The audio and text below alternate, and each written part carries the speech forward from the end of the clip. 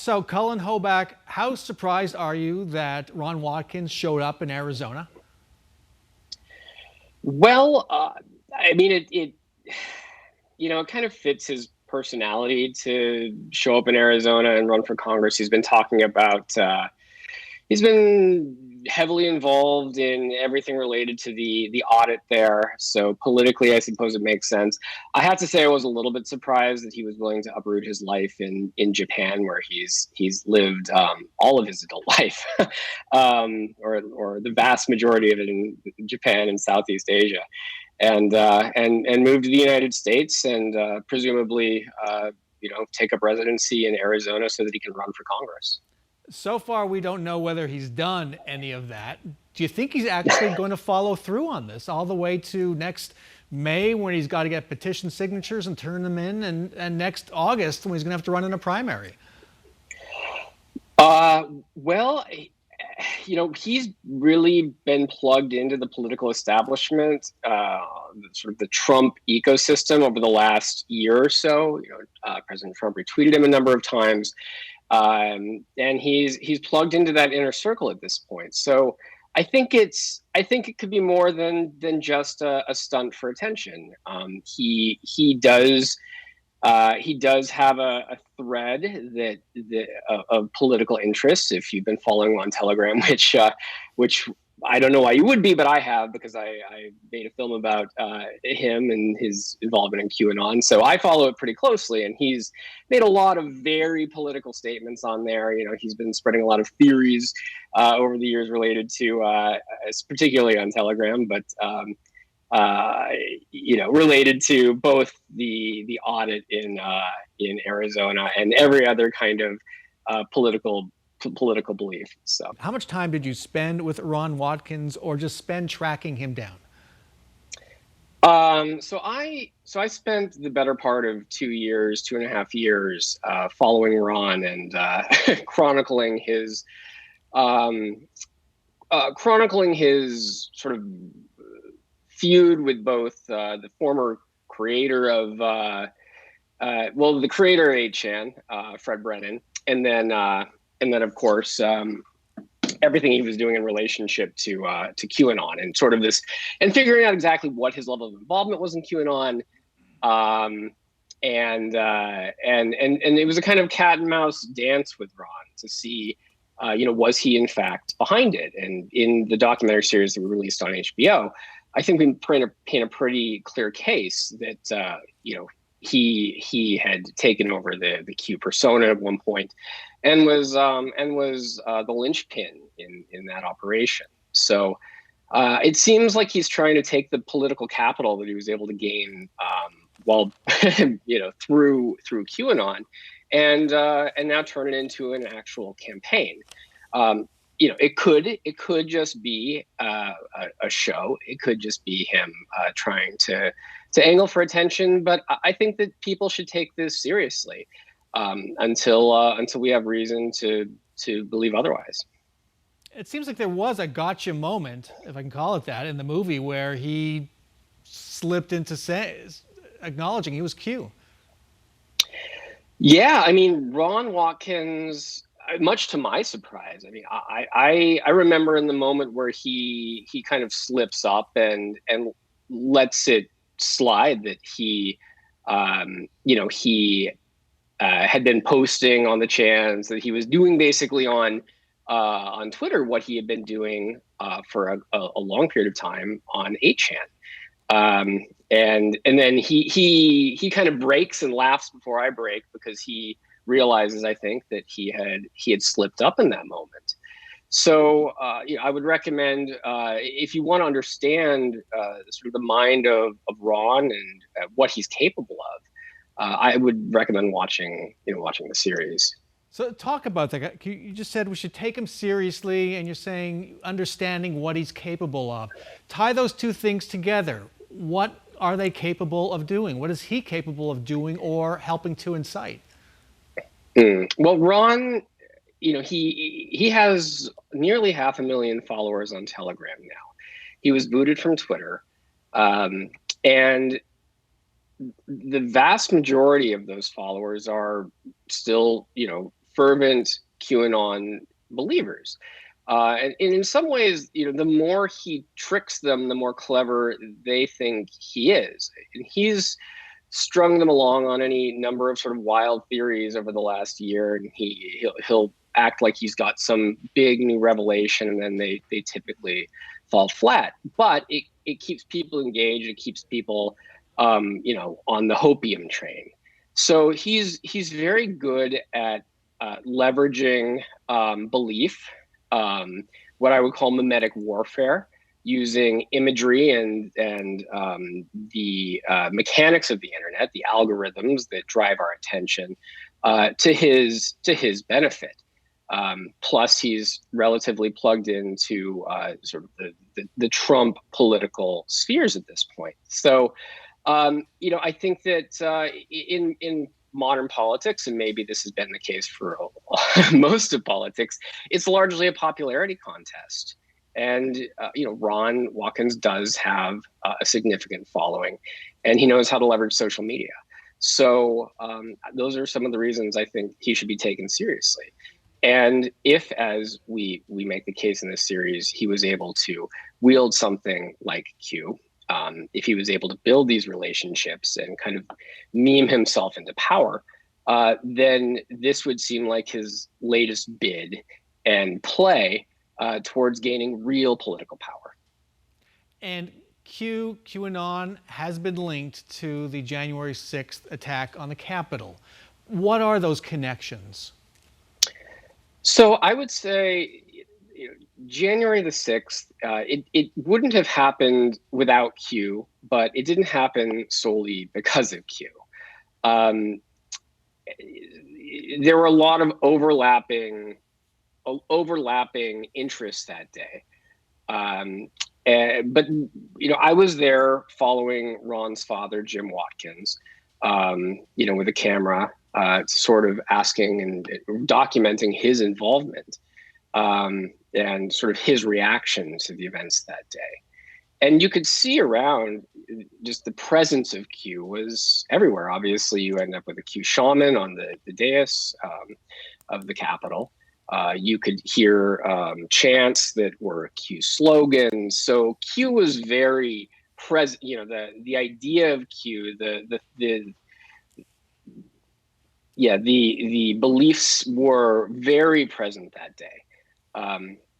And I think you could see in the run up to that, Ron Watkins and his father tried to stir up more drama around Vice President Pence, who was going to, confirm the vote that day.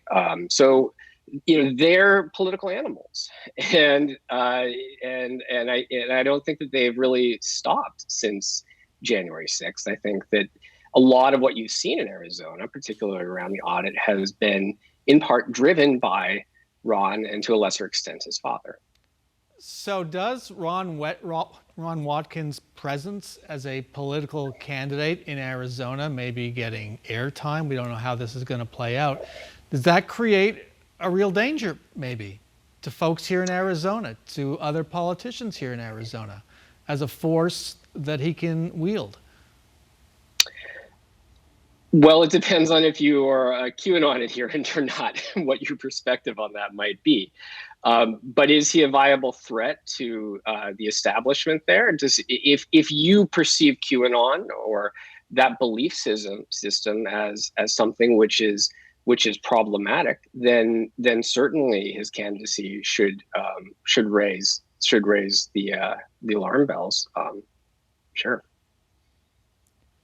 You said, I think in a trailer I saw, your aim was to demystify QAnon, just like you would demystify a magic trick. So I'm going to ask you to demystify QAnon for all the people who really either don't understand it or just kind of heard the name but really don't know what it's about.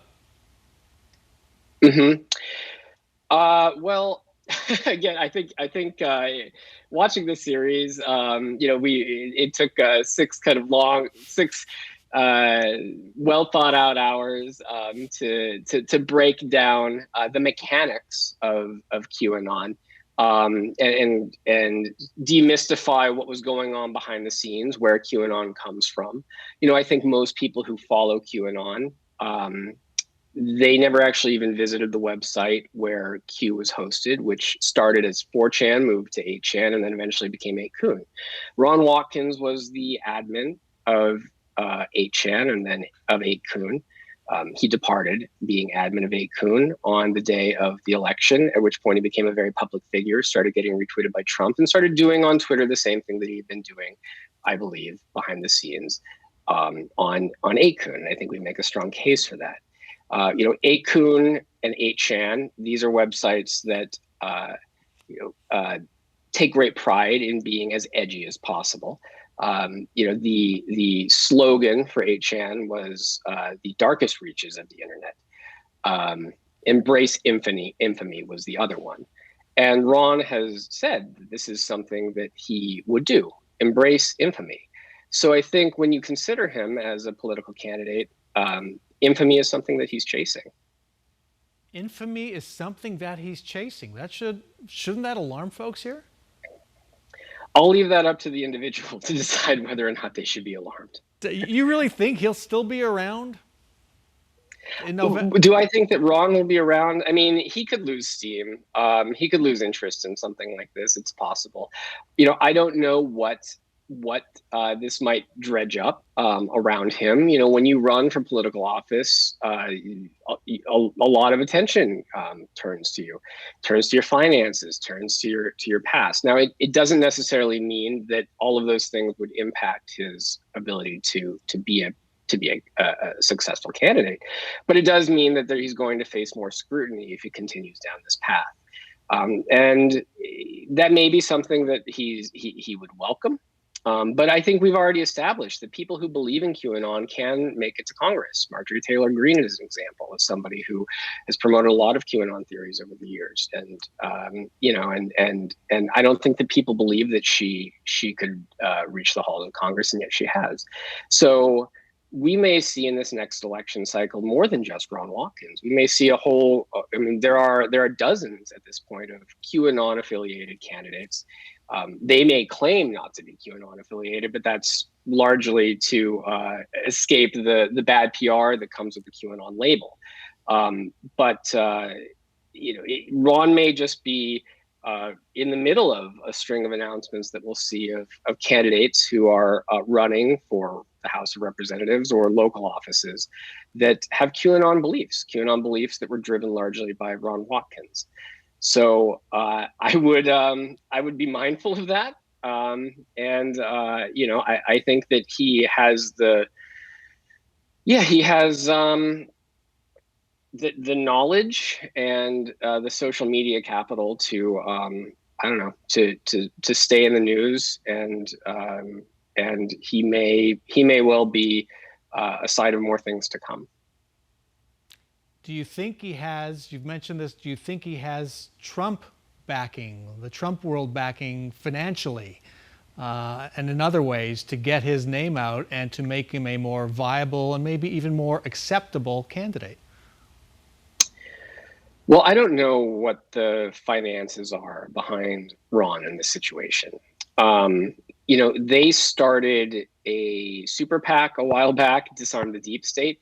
Now, I don't think that he and his father would necessarily be able to use the funds from that super PAC to fund Ron's campaign, but that shows that they've had a long interest in in the political arena and influencing politics.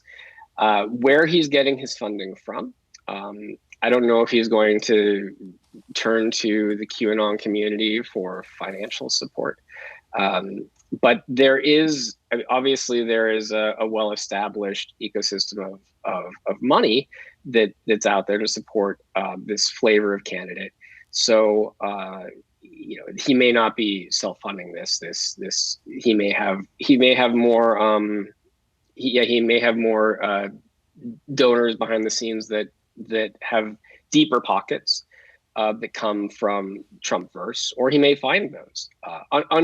Unclear at this point exactly how organized his candidacy is and how much it is him just trolling and how much it is him actually intending to seek political office. But I think we've seen that the power of memes helped get Trump into office, and they could certainly help Ron Watkins. And producer here mentioned to me that one of our reporters from 12 News has a clip of him in your movie.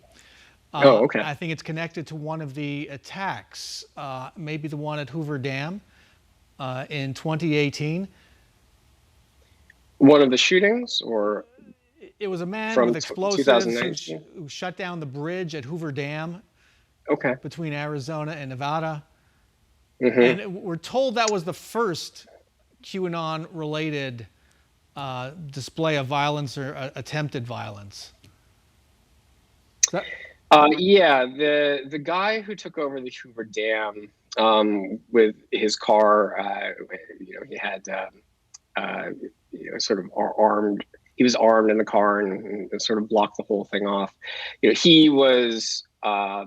His beliefs were cultivated largely by QAnon related. It was very clear that his ideology had been formed by the Q-verse of the QAnon ecosystem, and he was demanding that the release of the OIG report, I believe, and this was back in 2018. It was one of the first instances of something where someone who believed in QAnon, acted upon those beliefs. There have been other instances since then, but there are so many people who believe in QAnon at this point.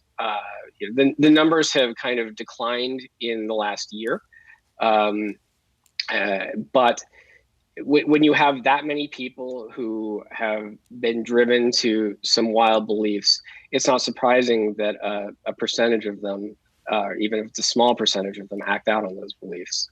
If for instance, if somebody really believes that there's a global cabal of pedophiles out there running the world, on a long enough timeline, some people might act out against that. So. Couple more questions. Do you think Donald Trump would come out and throw his support to Ron Watkins?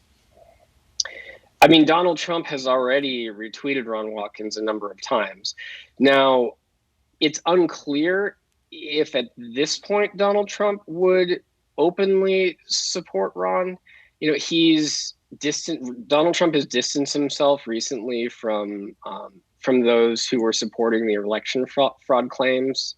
This includes Rudy Giuliani. It includes Sidney Powell, two of the attorneys who were advising him in that. As it became clear that it's becoming more clear as these depositions come out from the Dominion voting lawsuit that's going on right now. Sort of how the information was reaching Donald Trump. Ron Watkins was one of those sources. He had kind of crossed over from being the admin of 8kun to becoming the quote unquote election security guy. He read some manuals related to election security, and he was coming up with various theories. He got those theories on OAN, and he found his way to kind of what it seems from these depositions and from what he told me, to basically advising the Trump campaign on election fraud. So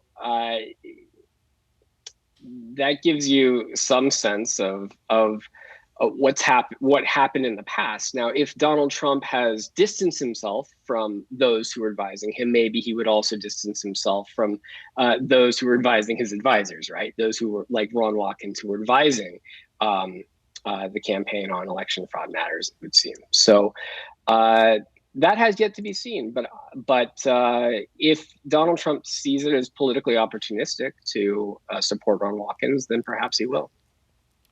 And finally, and this is a selfish interest, but it's important because we've attacked a lot as reporters for describing Ron Watkins as the alleged mastermind of QAnon, for example.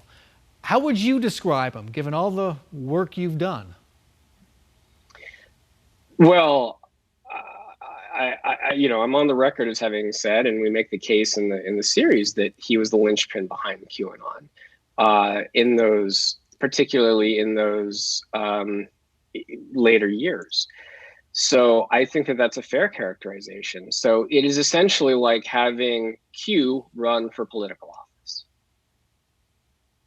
Wow. Cullen Hoback, thank you so much for spending this time with us. Really appreciate it. My pleasure. Thanks for having me.